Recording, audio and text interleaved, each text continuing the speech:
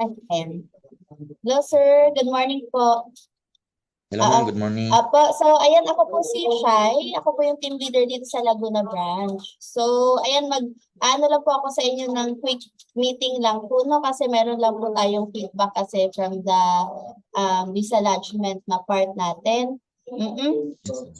So, ayan, kamusta po pala muna, sir? Okay naman po ma'am.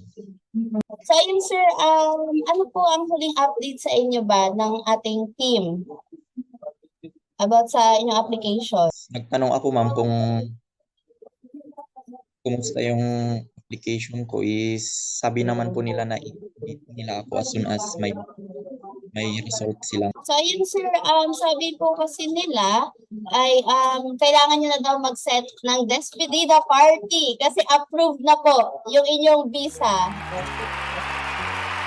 Sure yan ma'am? Yes po, Sir Jason. Congratulations po no, on your visa approval. Sure na sure po. Approved na po. Lumabas na po yung result ng inyong visa kanina po. Hindi ko alam ang sasabihin. Speechless na po kayo, sir. Sige, sir. Sige po. Go lang po. Hindi ko alam ang sasabihin ko ma'am. Kasi medyo marami rin akong pinagdaanan. During po sa inyong pagpa-process, sir, sa admission natin to visa lodgement, kamusta naman po? Nag-inquire ako ma'am. Actually, nung first time ko nag-inquire, medyo hesitant ako. Tapos sinabi ko na magta-training, sige ma'am, babalikan mo lang na lang to kayo makapag-training na ako, magta-training na lang muna ako. Sabi ko yung first na kinontak ko sa Ideal. Then after ng training ko, kinontak ko kaagad sila para malaman yung process. Yes ma'am. Tapos yun, ginaid nila ako. Tapos yun, kung ano man yung mga bibigay nila na requirements, kailangan provide mo. May gusto po ba kayong sabihin sa inyong fellow dreamers na gusto makapunta sa New Zealand?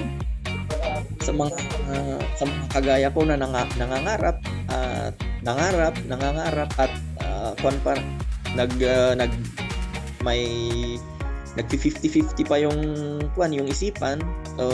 Paghandaan nyo lang kung talagang nakapag-decide na kayo, yung mga resources nyo ready na, then try nyong subukan nito kasi at the end, alam ko magiging worth it ito.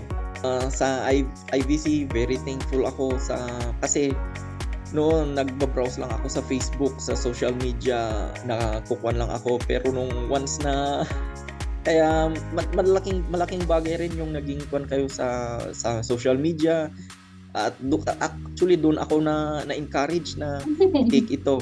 Kaya very thankful ako doon, and sa process nila, sa mga guidance nila, I'm very thankful ma'am. Then sa family ko rin na kung minsan